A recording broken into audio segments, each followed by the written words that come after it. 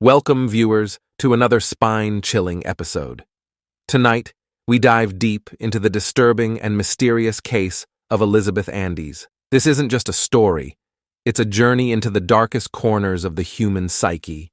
Let's begin.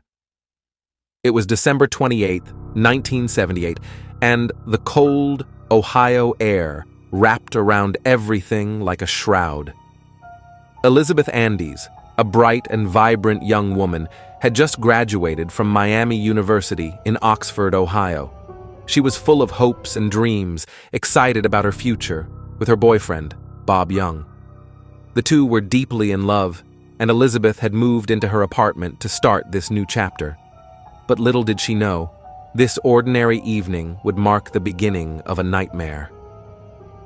The next day, Bob arrived at Elizabeth's apartment around 2 p.m., as planned. But when he walked through the door, he was met with a sight that would haunt him forever. Elizabeth's body lay lifeless on the floor, her face pale, her clothes disheveled. The apartment, once warm and filled with her laughter, now echoed with silence. The signs of a violent struggle were evident, furniture overturned, and items scattered across the floor. In shock, Bob called the police, his voice trembling as he tried to explain what he had found. The police arrived shortly after Bob's call, and the apartment quickly turned into a crime scene. Investigators meticulously combed through every corner, collecting evidence. They noticed something strange.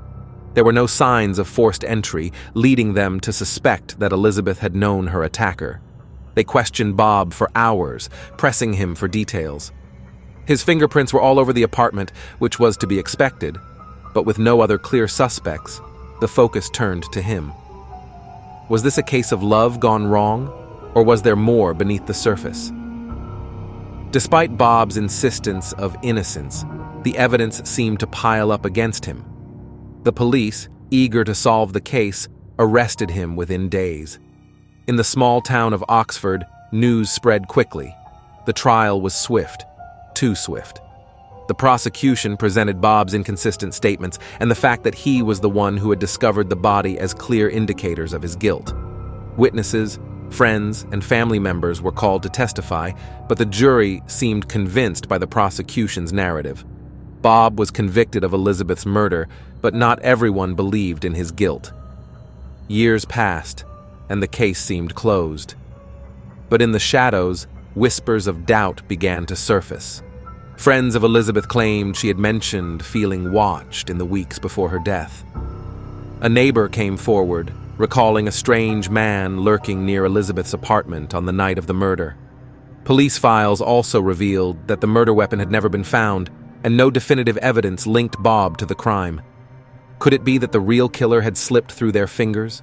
Was the truth buried with Elizabeth? In 1995, an investigative journalist began digging into Elizabeth's case again. He discovered that another similar murder had taken place just a few miles away, mere weeks after Elizabeth's death. The details were eerily similar.